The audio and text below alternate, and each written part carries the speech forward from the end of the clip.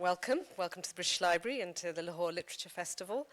It's my great pleasure to introduce Omar Khan, who I have known through his initial research in 19th century photography, which he's been doing for over 20 years, and he's run an incredible resource which has helped historians and curators like myself for years. That research culminated in the book Kashmir to Kabul, photographs of John Burke and William Baker. But we're here today to hear about his research and his book on postcards from the Raj. And once you see his 40-minute talk through the postcards, you'll understand why they're called paper jewels. Can I welcome Omar Khan? I don't think this is working. Thank you. It's an honor to be here. Can you hear me through this? Yes, I think it's working. Thank you. Good afternoon, everybody. I'm happy here to speak about paper jewels, postcards from the Raj, and give you a little tour of postcards of Pakistan. They start over 100 years ago through 1947, and it's my goal to sort of tell you the story of these postcards and give you some story of their context in the larger postcard history of the subcontinent and the postcard history of the world. So people often ask, how did you ever get into postcards? So it was 1995, I live in San Francisco, and I was drawn to a vintage paper fair in Concord, about an hour and a half drive. So I went out there and I was shocked to discover whole boxes full of postcards of India and Pakistan and Sri Lanka from 100 years ago. And I picked up this postcard, Women Baking Bread, and it immediately took me back to my grandmother's house at 5 Queens Road in Lahore, where she would sit on the veranda and she would, shell peas or make chapatis with a servant girl or one of my aunts or cousins. The charpai, the bed, would be propped up against the wall. The food would be prepared here and then walked across the garden. This was before sui gas came to Lahore in the 1960s. And it was that Proustian moment for me that I think was reflected for people around 1900 when postcards first appeared on the scene. We don't realize this, but postcards were the beginning of the picture mad age, as they call it, that we live in today. The world literally went from a few tens of millions of postcards in the mid-1890s to billions upon billions of postcards in the early 1900s.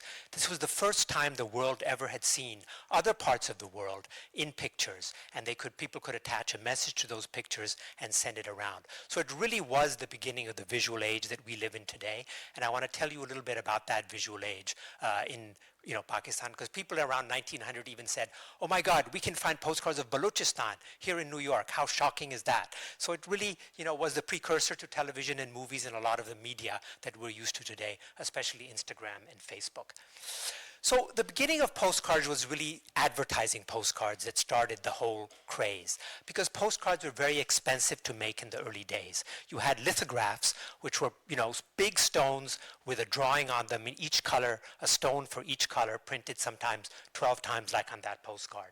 So a postcard like this is like the earliest postcard of the subcontinent known, 1892, Singer sewing machine company. All of you who lived in Pakistan or India might remember the Darzi coming with his sewing machine wrapped to his bicycle and camping out in your house for a month and then making clothes for the whole family. So Singer actually used postcards. There's an American company, beautifully printed lithographic postcards like this, starting in 1892, to advertise its wares all over the subcontinent. And this actually shows Mr. Patel, who was the Bombay representative of the company, and his family was a Parsi, using the sewing machines. This was a Nestle's postcard from about 1900. On its website, Nestle claims its relationship to India only began in 1910, but I have these postcards from 1900 and before. The 20th Punjab Infantry fought in 1897, 1898 on the frontier during the big uprisings there, and they were also celebrated on postcards like this and used to popularize the product through the subcontinent. This is a postcard for Saravallo's tonic. Believe it or not, it still exists and is used by women in pregnancy and supposedly is very nutritious. It was known as a bark wine in those days, meant to remedy all sorts of ills.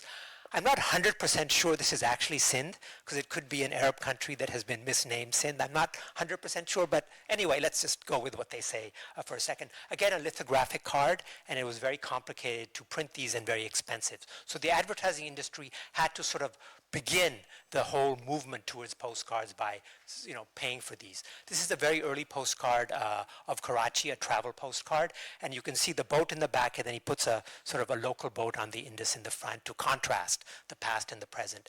And postcards were really built on an incredible communications network that happened in those days. And you've got to think that this is one of the world's first global objects. You'd have a photographer in Karachi or Lahore or Jaipur make a photograph, send it to Germany where most postcards were printed, 2 months later get it back by ship, sell it to a tourist in front of the Hawa Mahal or the Bacha'i Masjid or something. That person would then send it to someone in London or, and then I will buy it from a dealer and have it shipped to San Francisco. So this was a global object that moved across the world a couple of times before it actually reached its destination. And it was the beginning of that communications network that we live in today.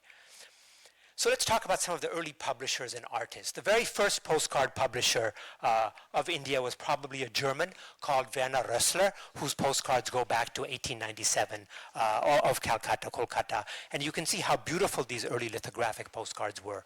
They had a lot of information on one piece. This is composed of 3 or 4 different photographs put together and then put in a beautiful design. And I was very surprised basically 8 months ago to discover this, which I think is the earliest postcard of Lahore. It's probably from 1899, 1900, also made by Rössler, printed in Austria. An Austrian invented the concept of a postcard, and the very earliest postcards were often printed in Austria. And this shows the Bacha'i Masjid, Ranjit Singh's tomb, and then looking from the fort, from the Shish Mahal towards the area. Very popular postcard view. Still today, it's a very popular view in postcards of Pakistan. So you had lithographs, and then postcards were a business, and people quickly went with fashion trends and tried to bring the costs down. So the Bacha'i Masjid card I just showed you was a collotype, where you took a photograph, put it on a glass plate, used the same lithographic printing technologies to make many copies, 2,000 copies, say, at a time, until the glass plate broke.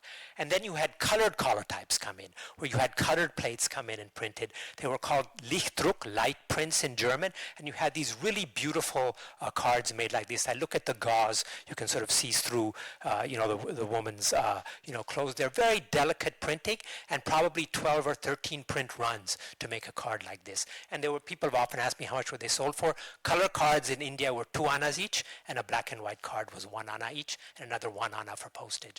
So it was something that actually many, many people could afford. It was not just something that only the rich people could afford, because at that point you had albumin photographs, which were popular, but they could cost a rupee or more from a photographer. So postcards democratized the use of visual imagery. So this is the Ravi Varma press.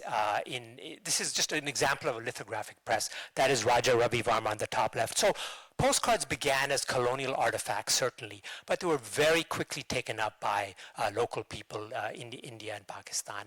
And the Ravi Varma press in 1892 set up its own printing press. He wanted his paintings to be seen by everybody in India. And he brought over a German team who ran the press, and he paid 80,000 rupees for it. And it actually started producing some of the very first postcards of India, made in India. And this is one of the Jama Masjid in Bombay, made by Paul Gerhardt, who was a German lithographer and painter. And tracking down bits and pieces of his life story has been one of the fun parts of being a detective as a postcard researcher, because I think that he made the women baking bread postcard, and it was an original postcard by him to sort of begin and test the presses before he printed this postcard, which you can see Ravi Varma Press in Bombay. This is from 1899. And this is, my favorite postcard artist was a man called M.V. Dhurandhar, who was in Bombay. He was an Indian artist, a great painter. He became the first Indian principal of the J.J. School of Art. He was a painting prodigy who was taken on as a little kid. And he set up he made a whole bunch of postcards from like the early 1900s on, and like 60 or 70. And each one of these were based on original paintings made by him to be used as postcards. You have a prayer on the right, and you have the Indian postman on the left. Now, you will notice that the postman is reading the postcard. And just like social media today, one thing about postcards is that they were public. Anybody could read them. Somebody pointed out to me when I was giving a talk like this in Chennai, though, a few months ago, Suhasini Maniratnam made 2 really interesting points about this postcard. One is that so many people were illiterate that actually the postman is the person who read the postcard to the person who was getting the postcard in a city or a village, which was a very, good use. And she herself is an actress, and her father was a famous Tamil actor. And she mentioned how when she was a little girl, they would be flooded at home with postcards, all written in red ink, until she figured out that this was actually the blood of different women who were writing to her father in, tribute of some form or the other. So postcards were already very heavy and meaningful objects from the earliest days on. But the point I want to make is that they were immediately adopted by local people in the subcontinent to use in their own ways. And as we move through this and get to the independence movement, I want to show you how that is the case. This is one of the earliest postcards of Lahore. It's called Ajian. It's a German postcard that shows Maharaja Ranjit Singh's tomb.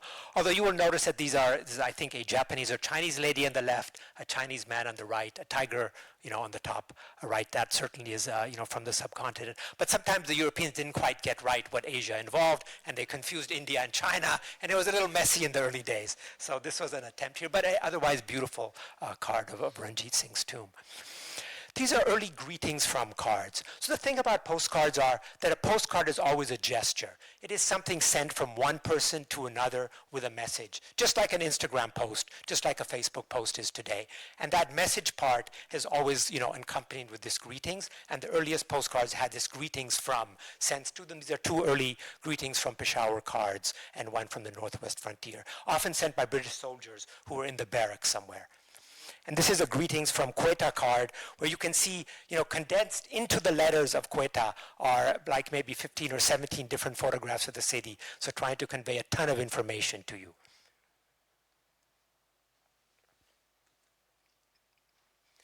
So let's talk about Lahore, because Lahore actually has the most and the nicest postcards of what is now Pakistan in a certain way. So I want to sort of take you through some of those. These are probably among the earliest postcards of Lahore by a Lahore-based publisher. Fred Bremner was a Scottish photographer who came in the early 1890s. He came to Karachi, then he went to Quetta, then he went to Lahore, then to Shimla. He sort of moved between those four places for 40 years and wrote a very nice book, My 40 Years in India, in the early 40s. And these are postcards from him around 1903. There's a old armor in Lahore fort when the guns were still there propped in, and then a street view in Lahore city. This is Government College, Lahore, which was built in the 1880s. He mislabeled it School of the Arts, and the person has crossed it out on future editions. He actually changed it, and you can see the message written. In those early days, you were not allowed to write a message on the back of a postcard. That only started after about 1903, 1904. So you'd have to put the message on the front, and the back was saved for the address. So someone has written an address here. And I'm very happy to say, thanks to Salima Hashmi and the Fez Festival, we will be opening an exhibition of postcards at Government College on November 14th, I think it is, where a bunch of things from my collection, F.S. Ejazuddin's collections, and others will be shown for the first time in Pakistan. So let's turn to tux. Even if the earliest postcards were certainly made by Middle European countries, the Germans and the Austrians, the British took over very quickly because they actually had the biggest empire and the biggest market. And Raphael Tuck and Sons here in London was actually probably the biggest postcard publisher in the world. And they advertised their postcards as being made as veritable oil paintings, and that each postcard was actually a painting. Actually, they're all based on photographs, and then they painted over it, but that's okay. They actually are very beautiful. This is actually an embossed postcard. So just like postcards were a fashion, and you always had to sort of stay ahead of the game and have a cooler postcard to sell because you were charging people money for it, embossed postcards came about in like 1907, 1908, where they actually printed the postcard and then made it deeper by embossing it. So you see the lines up here above Badshahi Masjid that make it look even more like a painting. So there was always this competition between different postcard publishers to make a nicer and more beautiful postcard. This is the Lahore, the Central Museum, where Kipling's father actually helped set up this museum. He worked at one just adjacent to it. But very beautiful sense of colors. This is Shalimar Gardens in Lahore. And they had a set of 6 postcards, and I showed you the envelope at the very beginning. And these were actually the dominant postcards of the city from about 1905 till the early or mid-30s even. So Tuck was a very sort of successful firm, and they probably had nearly 1,000 postcards of the entire subcontinent available. And this is Wazir Khan's masjid, which is a beautiful square and was often photographed and then often printed as postcards. This again in an embossed version. And all of these postcards had nice captions on the back so someone could get a little story of the place. There were also humorous postcards made, and Morley Dhar and Sons in Ambala was actually the main sort of publisher of these funny postcards. Here is, maybe every colonial's sort of nightmare where the, quote, servant takes over and when, the guy's at work and takes over the house and does exactly what he wants. So the wonderful art of taking things easy. And this one is a very interesting postcard. There are very few examples of talking about sexual relations between, colonists and local people. But this one says how we make love in the East. And then she's saying chup raho, and he's saying teek. And then on the back of one of these postcards, somebody's writing, please can you translate this for me? I'm not a scholar. So, this is different ways that postcards actually illuminated and said something about the people and their fears and their fantasies and the times that they lived in.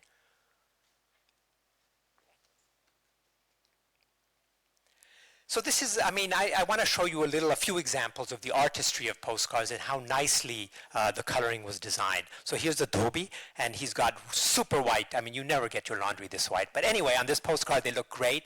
And then a very nice wicker fence in the back that is colored green, that has a very nice contrast. The pot is reddish orange. So there was a lot of artistry going into these cards, and many of them were hand painted in the subcontinent. So you'd have the black and white card printed, they'd be brought over, and then you'd have artists sit down in front of the photographer or printer studio, and they would hand paint and hand tint each of these using a stencil and then putting the colors over it. So a lot of actual individual creative work went into each card over and above the mass printing process. And these are two postcards of India, of a young Indian actor on the right and Indian actors on the left. Now, this is actually a female impersonator who's known as Vasi, and she supposedly drove crowds in Lahore crazy in the early 1900s. This is all I've been able to learn about her, but I would love if anyone knows anything more about her, but supposedly a big star. In those days, women could not appear actually on stage, or hardly did in the early 1900s. So you'd have male actors be the person who acted in the female role, and this was supposedly one of the most famous of those. This is the Bengal Bank in Lahore. It actually still stands. It's all covered up and looks really messy, but it's on the mall. This is by K.C. Mehra and Sons, which was a big postcard publisher, and actually made the most beautiful postcards of the city, I think around 1910. These are all halftones, which were then colored, but actually in the course of the printing. And this is Aitchison College, Chiefs College. And this is Hazuri Bagh when the second story was still there, looking towards the Lahore Fort, which is the symbol of sort of Pakistan today. Another very beautiful card. And this is the way that, so Chop Burji is on the right, but on the left is the Golden Mosque, except that the domes are not gold, they're blue. So sometimes the colorists got things wrong as well. So it was, you had a lot of control then. And one of the things I like about postcards actually is they are the only color media available from around early 1900s. So you had really black and white photography rule until about the 30s, and really not till the 60s did you have Kodachrome really take over and did color images sort of become so common. So postcards are often the only way that in color we can look back and see what things were like more than 100 years ago. Lahore itself became known for printing really beautiful Eid cards, and you had a lot of publishers there who made really gorgeous Eid cards, in some cases actually hand-painted by artists. This is a woman on top of a camel by an artist called Mushtaq at the bottom left. This is from the early 40s, and on the left is from the late 30s. I think this is Sheikh Kamruddin and Sons in Mochi Gate in Lahore. I think he had this printed in Bombay, but you see a biplane dropping flowers. So Lahore's own specialty was Eid cards, and they made some very beautiful cards, often printed in Bombay, but it was Lahori publishers who actually commissioned them. So let's talk about Frontier for a second, which is actually a different kind of postcard in this part of Pakistan, now KPK. So this is Attock Bridge, and a lot of postcards in those days celebrated great engineering feats, tunnels, bridges, things that actually were sort of a triumph of technology in a certain way. This is an inside shot, a very strange kind of abstract shot that I like by Balji, who was a Murray-based photographer, looking at the inside of Attock Bridge where the people and the horses and camels walked across. The train went across the top. And this is Sir Roos Keppel, who was the chief commissioner of Frontier, coming in at Edwards Gate, Akabli Gate in Peshawar. And you see how beautiful textiles are colored. This is all hand tinting after the black and white postcard was actually made, coming into the city. And this is the foundation of Islamia College, the foundation stone laying of Islamia College. I think it was 1913, if I remember correctly, by Mela Ram and Sons. And this is a real photo postcard. So by this time, you had this quick evolution of postcards, and you had real photo postcards where each postcard was actually a photograph. And so Roos Keppel was a very interesting character. He actually was instrumental in the founding of Islamia College. At the time Islamia College was inaugurated at this place, he actually delivered an address in fluent Pashto to the shock and surprise of most of the Pashtuns in the audience. And he actually wrote dictionaries of the Pashtun language and so forth, and was a learned scholar. But he opposed giving any rights to the people of the frontier, and actually was a very sort of reactionary figure in other ways as well. And you often had these contradictions in the different sort of British people who ruled over parts of the subcontinent. In Peshawar, every year, believe it or not, they would have a festival in those days where all the dancing girls of the city would gather and then do a parade through the middle of the city. And this is one of the postcards there, and supposedly people went wild. This is a tradition that does not continue. This is one of the most interesting postcards I ever found. It's called Mahajireens Going to Kabul. I spent a lot of time, maybe 20, 30 years ago, interviewing people, Khudai Khidmatgars, former red shirts, who were involved in all the uprisings against the British and the freedom movement, and they really had no images. People like Ghani Khan, Wali Khan, I mean, completely impoverished in terms of images of the struggles that they had been through. This is actually a scene in summer of 1920 when tens of thousands of Pathans rose up and as part of the Khilafat movement and in objection to what the British were doing to the Ottoman Caliph in Istanbul, they actually took all their bags and moved over to Afghanistan. And they had a terrible time, and many of them came back. But this is gathering in July 1920, sort of in the bazaar in Peshawar, ready to move over. And title makes a lot of difference here. I found this very image reproduced in the early 30s in a British Boy Scouts album, and it was called Pathan Tribesmen Gathered in Bazaar in Search of Bargains. So you would have big changes depending on how you titled the image. So these are some of the borders. The top is a panoramic postcard by Holmes. Holmes of Peshawar was a very famous military sort of photographer and postcard publisher.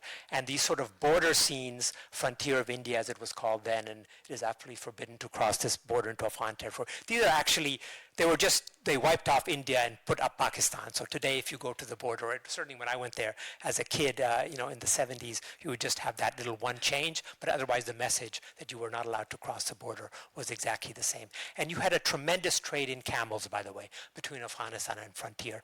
Millions and millions of rupees per month would be flowing between both places, in gold and all sorts of things moving between the sort of areas. You have types of the Northwest Frontier, on the left by Holmes, where he sort of put together many photographs into a single postcard, and then you have a mullah on the right, a very sort of nice postcard by Mela Ram and Sons, where I think the mullah looks right back at you and feels very sort of, secure and confident in his position.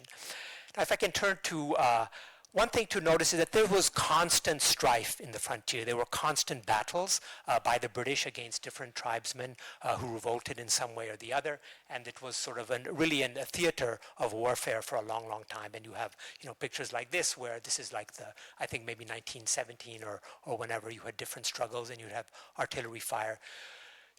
This is the only postcard I know showing actually gallows. This is in Peshawar jail, where different people were hung. I have not seen a postcard like this at all. And now if I might show you some disturbing postcards, you actually had postcards like this of, quote, frontier raiders shot up and killed. You have many dozens of these postcards.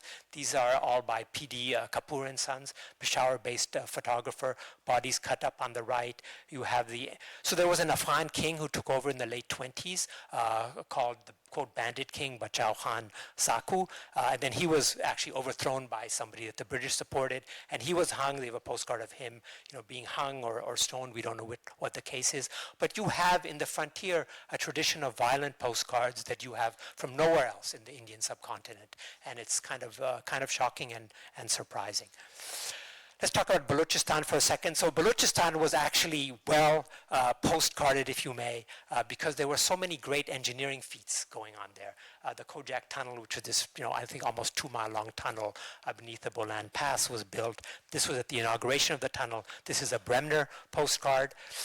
this beautiful Chopa Rift that was part of the, I think, Quetta-Harnai train system was put. That little bridge up there kept being washed away every time there were floods, and finally in the 1940s it was abandoned. But it certainly made for this beautiful postcard. This is Malik Brothers in Quetta. You also had many postcards of the Baluchi and the Brahwi people in particular. Often, people couldn't believe how tall they were, so they'd put them next to a measuring rod and they'd be 6 or 7 feet. And then you have the Khan of Khalat, who was actually a major figure there. Shown, these are two left are Bremner postcards. And then you had the Sandeman Memorial Hall in Quetta, which was said to be one of the most beautiful buildings because it was kind of a replica of the Taj Mahal. But then in 1935, during the Quetta earthquake, it was destroyed and then taken down. So Quetta earthquake, where I think 10 to 30,000 people died in the city in 1935, some of you may know, was actually a really unfortunate event and destroyed much of the city. The Staff College Quetta, which is now the headquarters of the Pakistani Army Staff College, still stands. They actually destroyed all the building around that tower maybe a decade or two ago and built a really hideous modern building, but the tower is still there and sort of tucked away beneath the modern buildings. So Murray in the mountains. So I grew up in Vienna and then moved to Islamabad as a kid. So Murray is right there as a hill station. So there was nothing more fun than going up to Murray. So I collect a lot of Murray postcards. And fortunately, there was a really great postcard publisher of Murray, a fellow called Balji, who had studios in Peshawar and Murray. He was a military photographer who went on many British campaigns, but made some very, very beautiful postcards. Again, these are all collotypes that are then hand-tinted in his studios. And this is one of Dunga Gully in the snow, where they've sort of applied the white and the green and the blue. So a very sort of colonial hill station. And I used to love the fact that we could actually find in the wild in Murray strawberries growing that had been left over from a long time ago. So it was actually a fun place to visit. So I have many of these postcards, and he did a great job of making them. There are also interesting postcards. This is the 1934 exhibition to Nanga Parbat by a German team. So this is when the Nazis had taken over, and they were all searching for two things. One is some Aryan homeland, way up in the Himalayas or Karakorams. The other was they wanted to show that they were better mountain climbers than the British. So this is before the two sides had gone to war. So they sent this huge expedition with Willy Merkel in 1934 to climb Nanga Parbat. They did not succeed. He actually was killed in the course of that expedition. I think someone is talking later today on the different German expeditions to Nanga Parbat, but they tried in 34, 35, 36. It never worked until the early 50s when an Austrian actually made it up by himself. And these are two more postcards from that 1934 expedition, which I think were used to actually help raise funds to support the mountaineers. So let's talk about Sindh for a second. So these are, again, two early Bremner cards of Sindh. On the left are sort of people from Hyderabad, and you can sort of see the mixture of Western and local clothes and hats and so forth. On the right is Shikarpur Bazaar. Shikarpur was not a town that was often photographed or even put on postcards, but this is a very beautiful postcard that was actually used in National Geographic in 1924 as well, where he really sort of captures the bazaar and the top of it very nicely. So Bremner was a very fine photographer who had a studio in Lahore till the 20s. And I managed to interview Sandy Rollo, who some of you might know was a famous photographer in Lahore. His Rollo Trust is still on the mall. So he had hired one of Bremner's assistants in the 30s. And he told me that assistant told him that two things about Bremner you must know is, number one, he did all his work himself. He was a total control freak. And two, he drank a lot. This is another one of his shots on the Indus. Again, this is showing the Lansdowne Bridge, which was the biggest cantilever bridge ever in the world at that time, I think in the 1880s when it opened. And you see really nicely how he's captured the boatmen in the front. And basically the bridge, of course, destroyed the livelihood of many of these boat people because they were not used anymore to ferry people and things across the Indus over there.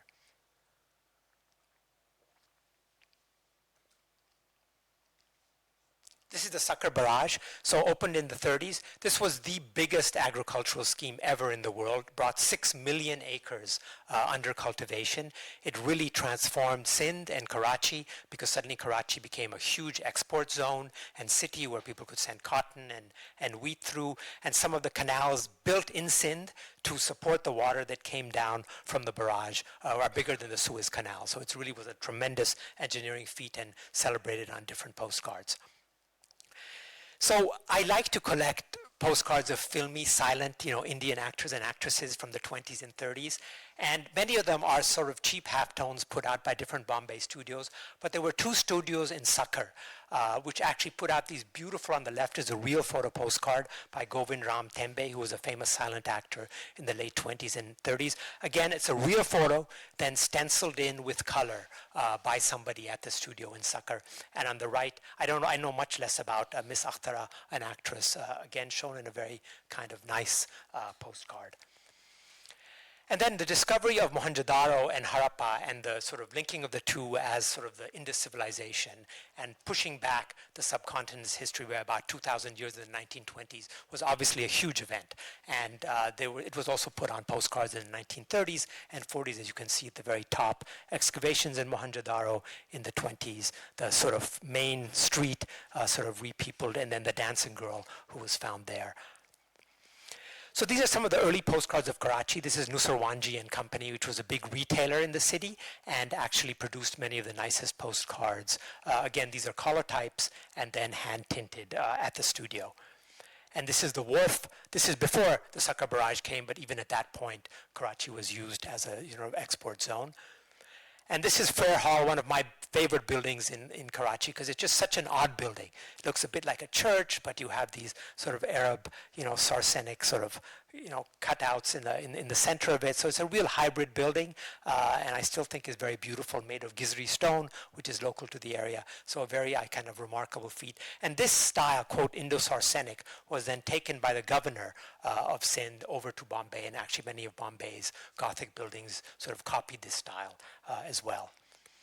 And this is sort of Kotari Parade. This was built in the 30s, where you sort of see a lot of these postcards of Karachi are kind of modernist, sort of looking towards the future, and they have a very nice sort of sensibility to them.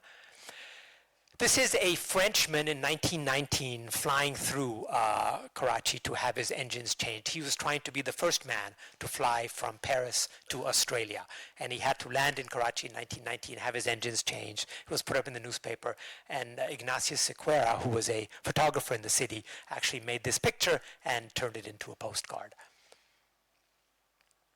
So let's talk about independence. So as I said, postcards were taken up by the local people and used in their own way very, very quickly. You had bazaar cards come up. You had postcards, of course, used in the political struggle. And I want to show you a couple of those so you get a sense of the fact that even though they began as colonial objects, they were quickly used by people for their own purposes.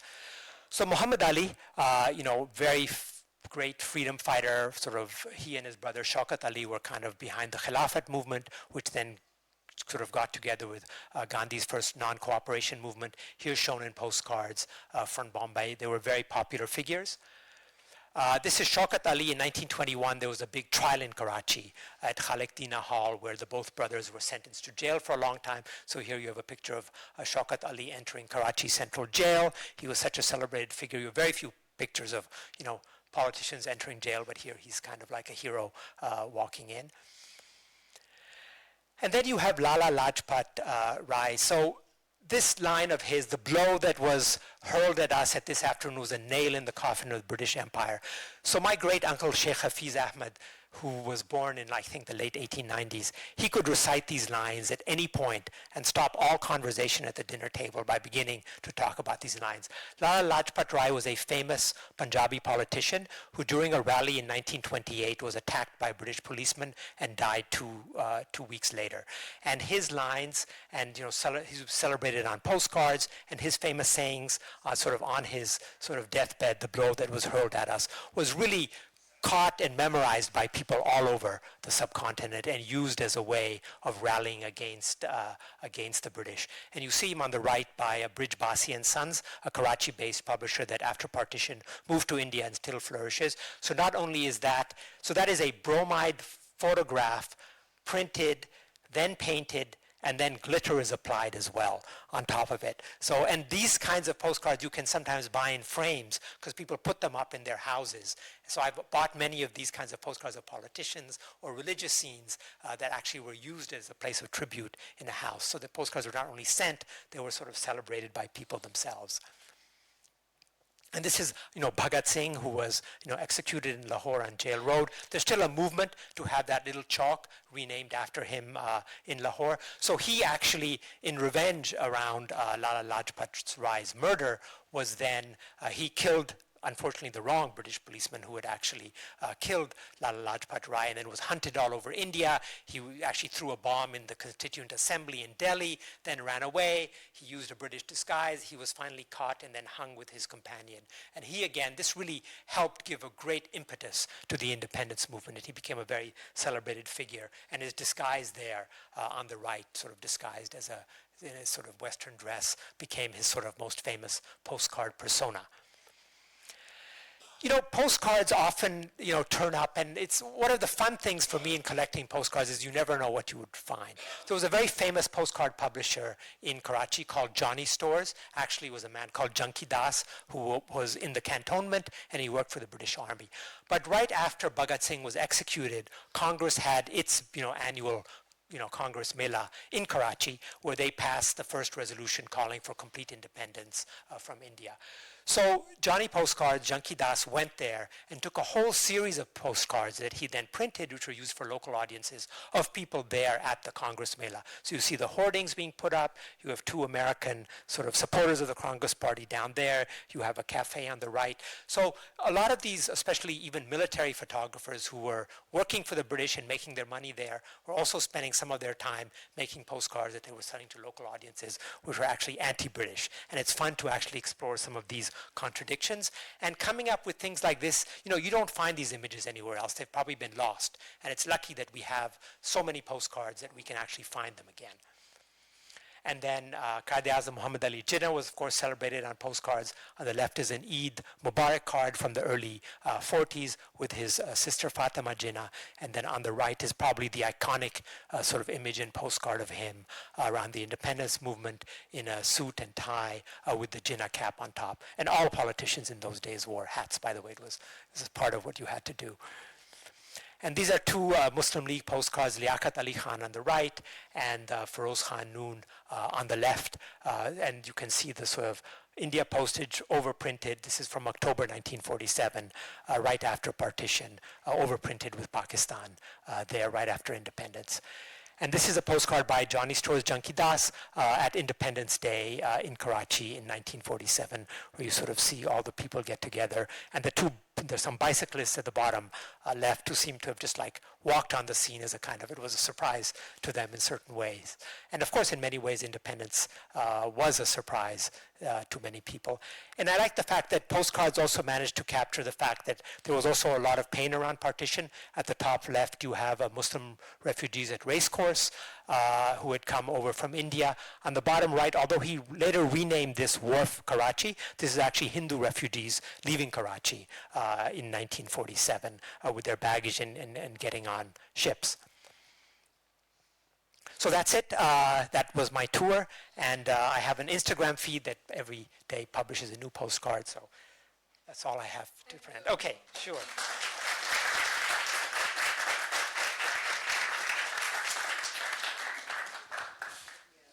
Thank you. I mean, that was a wonderful tour geographically, historically, aesthetically, and technologically. And I love that shift from the use of the lithograph to photography and the way it sort of captures that sort of reality, and we'll come back to that. But one of the things I wanted to ask you, and I think yes. that the audience perhaps don't know, is, it's the passion for collecting and how that grabs you and how that drives you, but alongside that is the research process that goes into gathering the knowledge that you have about this in the way that you're able to talk about it so eloquently. It takes years. And one of the, I was reading through the book and you said one postcard took 10 years to find, another took 20 years to find. So perhaps you can elaborate on that. Sure. I mean, collecting postcards is a great, I cannot tell you how much fun it is because there's so many postcards.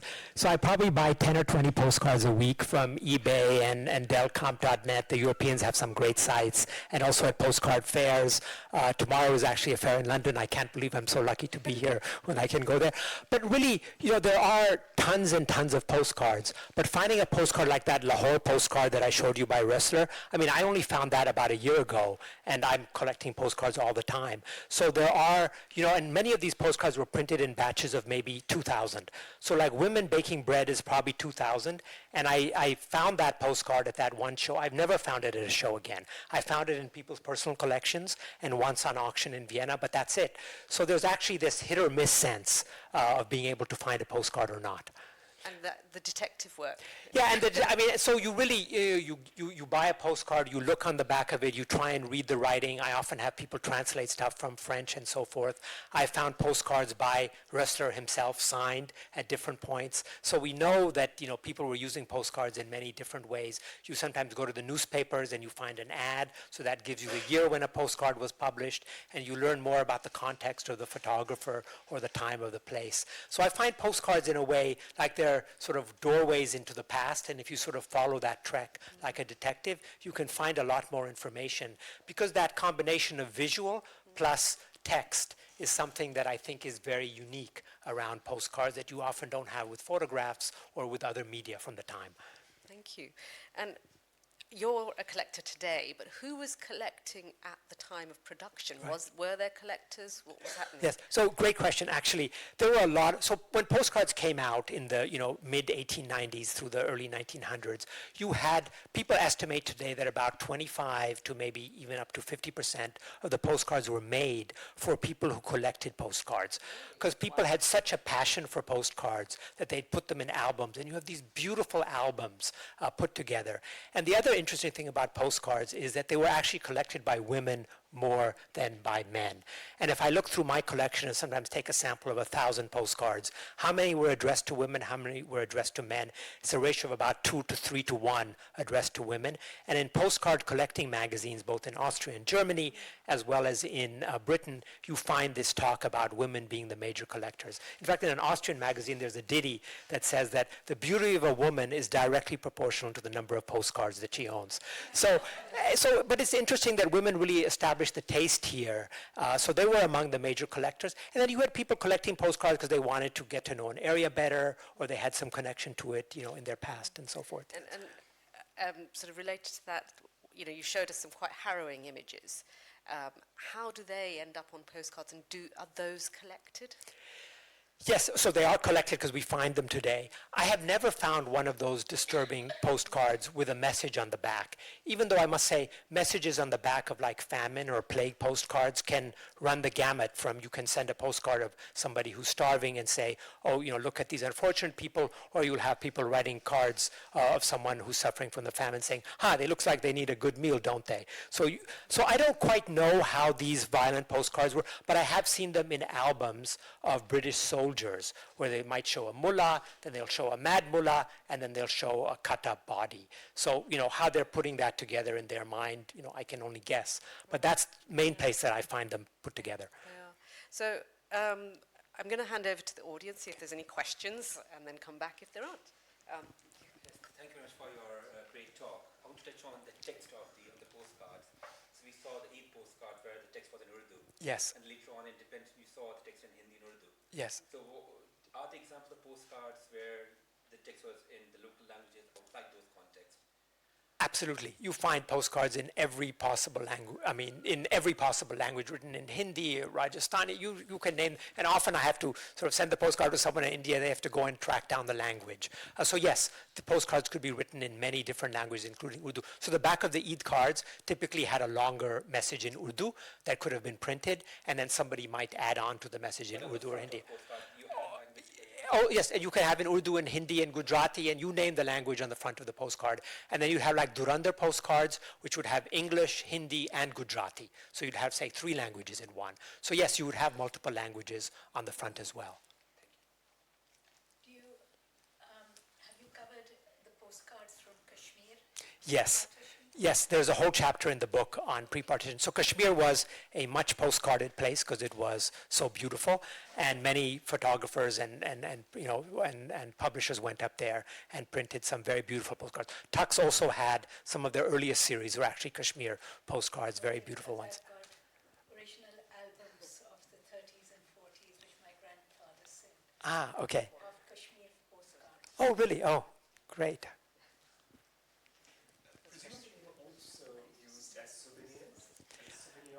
Absolutely, they were used, yes. Go and buy a whole suite of them because of a trip or travels. Exactly. And people used to complain that Germans were the biggest postcard collectors. And people used to complain that Germans would go to a tourist site and buy the postcards before they saw the scene. So, yeah, they were actually used in that same way. And it actually destroyed the photography business in a way for these publishers. Because what happened was people would go to a place and buy photographs, which were much more expensive. Instead, they would buy postcards, which were less expensive. So that photography part of the business went away for the publisher. I wondered whether, in terms of your collection of postcards, whether the actual wording on the postcards was something that you followed as well in terms of political developments that were taking place over the decade. Yes. So, very good question. I don't think I have enough to say that I've really followed the political development, but I do collect cards, for example, like the Taj Mahal Hotel in Bombay, where as many messages as possible, or famine postcards, or plague postcards especially, where I can look at the messages, and I just buy the same postcard over and over again, just because I want to see the message. But I can't say that I have enough to say that there's a real consistent, change in messaging or something like that. That's a little, that would, I think, take a bigger collection than mine to do that. But the messages are among the most interesting things in postcards, and the context that people give to the images and how they use it as a greeting or telling people some trivial piece or sometimes making some profound observation is part of what is the, fun of collecting. It gives them each one a specificity.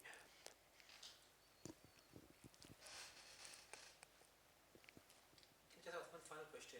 Where in London can you experience, which place got the largest collection? You want to experience them, by touching them in London. Right. Where would you go? So I think the British Library actually has a fine collection in the India Office Lab. So upstairs in the South Asian, I think Asian Studies Library now, they have a collection. There is the Royal National Postcard Show, which is, I think, very close to here tomorrow, where people actually are selling it. The dealers are selling postcards. Victoria and Albert Museum has, you have hundreds of postcards actually. Come to the print room and have a look. Yes, very nice. So you can have a variety of experiences, either in the fairs themselves, where you can touch and feel and choose and buy, and then, of course, the resources like the British Library, the V&A, and others where you can get to see them too. Yeah, and Oxford has some, Cambridge, maybe you know some other places here that there are lots of archives, Yeah, a lot of certainly. archives, So yeah. it's not easy to find. Yeah. It's not difficult to find. But I will say this, that most postcards are still in the hands of individuals and dealers and collections, and the institutions are only beginning to sort of collect them and pay attention to them as like serious historical objects. Yes, and you did say that you felt that historians hadn't really taken the postcard forward, or what is it? Why do you think that is, and what do you think they convey more than any other media? Yeah, I think they convey the mind of the people, sort of the psychology and the prejudices and the point of view, because you have that message. You have the fact that they had to be sold in the market, so some of the humorous postcards give you a sense of the prejudices and fears that people had at that time. So I think it's that context that they do. The fact that they were popular objects, that they were objects used by all classes, I think make them different from large photographs that are actually much more restricted to the upper classes. So I do think in that sense they have been sort of looked over. But it's changing, and I think scholars are paying more attention to it just because they have so many interesting messages and they give you some more context of what people were thinking and doing. My mother, who was an artist and went to the JJ School of Art, her collection of postcards came to me, and I would just look at them as visual, sort of objects, but there were no messages. She just collected them. I mean, there were all sorts of beautiful images of Shakuntala's letter, or a lady dressing up. She was more interested in the women, I suppose. Right. But it's interesting that you've sort of opened my eye as an artist to go back and revisit her collection, which is with me in an album. Did she actually paint any of them herself? She painted portraits. Right. She painted people at Because there is, I don't know if you know, there is a tradition of artists painting postcards. So Yes. Abanindranath Tagore and others from, Yes. actually hand painted them and then posted them to their friends. So we have a Yes. few in our collection, but you may have Yes. others that you've come across. I have a couple of, I have printed artist-signed postcards. I also have hand-painted postcards that I think might be by some prominent artist sent Yeah, by somebody. But they're very rare and hard to find. Tell me more about Tagore, painted postcards. And We've got 3 by Abanindranath Tagore, Okay. which have, his kind of wash colour when he was experimenting with the wash technique. So you've got, proper postcards, hand-painted, and then on the back you've got his handwriting, sending them off to his friend with a postmark on them. And then Right. you've got some coming back. So you've got, a really nice story there of postcards being by an artist, hand-painted, but used very much like everyday objects. They're just sending them to a friend. And the writing will be, I hope you're well, or Yes, right. we've now gone to so-and-so. It's just one sentence, but it's lovely. Oh, that's great, yes. Now, I don't know what the timing, we've got 10 minutes. Okay. So one of the other things I wanted to ask you was about artists themselves, because and indeed some of these studios and publishers that you mentioned, you've got Ghulam Muhammad and Sons, Murli Dhur and Sons and others. How difficult was it for you to find more information about them? Because I know you've got them printed there, but it's not that easy to Right. actually, if the studios don't exist anymore. Yes. So you search through old newspapers, you look for autobiographies like by, Bremner had an autobiography, for example. Dhurandhar wrote an autobiography in Marathi, and I managed to get my mother-in-law in Bombay to get a copy of it from the JJ School of Art, have it translated by a family friend into English so I could read it and get a better sense of his, life and his career. So you have different ways in which you can find out more information about the publisher. Holmes and also put out books actually talking about his stuff. There's a manuscript here by him talking about his experience in the frontier that gives you a sense. I've been able to track down the sales books of a studio like Holmes to realize how important postcards were even in the 20s and 30s as part of their business. So it's really, it's talking to people. Sometimes you track down people like I did at Rollo's, studio around Bremner. So it's the fun part is sort of looking into different corners to discover more about the different artists who worked on postcards. And you're coming back to the artist thing. So in the earliest part of postcards, they were really thought of as art objects. So it makes sense that your mother was collecting them because a lot of prominent artists actually worked on them, in other countries as well, and made postcards for a living. So I imagine Dhurandhar in 1904, 1905 was paid for the 70 or 80 postcards that he painted. They were commercial objects. So they were used until photography really just came in and sort of cut off that artist-signed postcard sort of side in a way. But so that was part of the sort of evolution of postcards, was going from artistry to different ways, and tracking down the stories of these artists is among the fun of the game. Any other questions? I just wanted to ask, you were mentioning that you have an exhibition in Lahore. Yes. Next month. How long does that run for? What kinds of other postcards will we see in your collection? I think it's going to run for at least 2 weeks at Government College in that building as part of the Fez Festival. There are going to be, I think, about 150, 160 postcards, something like that. Many of them are blown up. So so what I do is I take these postcards when I buy them, I scan them at a high resolution, and then I have somebody restore them. Because often postcards are kind of damaged or bent, or they're overstamped in different ways. So I like to restore them to their original thing. So we're using those in addition to some original postcards. So it'll run for at least 2 weeks and have some of the context and history, but it'll focus very much on Pakistan postcards, with Lahore postcards sort of being the center group. And I think some of these will be there, but many other different ones as well, and a lot of color sort of series, especially from Casey Mera and Sons and so forth. Yes. Do people still collect postcards today? Are they used a lot? Yes. My children don't send postcards. Right. Yeah, but they probably send Instagram posts. So, okay, so actually, good question. So the golden age of postcards was really from about late 1890s through World War I. And after World War I, the postcards sort of industry really went down in a major way. A couple of reasons. The German production facilities were destroyed by bombing. You had new media forms like telephone, movies take over. You can even see an origin of some of these later Indian silent cinema in sequences of postcards. So you had different media take over in ways of communication, telephone, radio, and whatnot, that brought the postcard down in a certain way. But yes, people do very much still collect postcards. There are collectors of postcards who really collect their own cities or towns or places. I know collectors in Pakistan, India, all over the place who have, large collections because they're interested in the imagery. And you still get postcards at souvenir stores, and, there's maybe even a reversion slightly back to the physical postcard because we're a little bit tired of the digital thing. But that principle of a postcard, sending an image to somebody as a greeting with a message, is very much still alive, if not bigger today than it ever was before.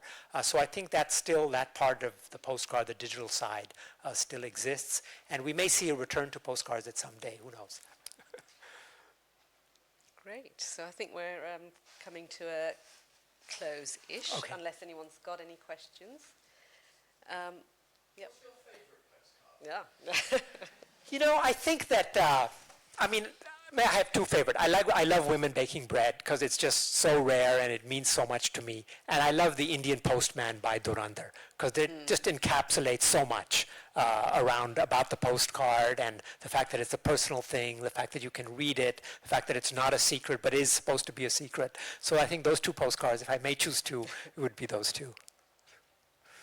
And I love the your epilogue, where you have a postcard of a post office, which could be a very mundane image, but in fact, for you, it has a lot more meaning. And you say that post offices were temples of communication. Do you want to say the last? Yes, it really, so, you had millions of postcards going through like Bombay or Calcutta, even Lahore GPO in those days. So you had so much, it was like an internet junction, right? So many messages going through the same place. So I feel that, in a sense, I say temple of communication, because so many people were using that switch box as a way to say something to somebody else. And there's a whole human element to all of this that I think the postcard brings out in a very nice way. But your ending sentence, Please. The post office is a junction box of history, out of which, if you look at it right, truth can slip. And I think that's a lovely way of ending. Thank you so much thank for you. your... Thank you.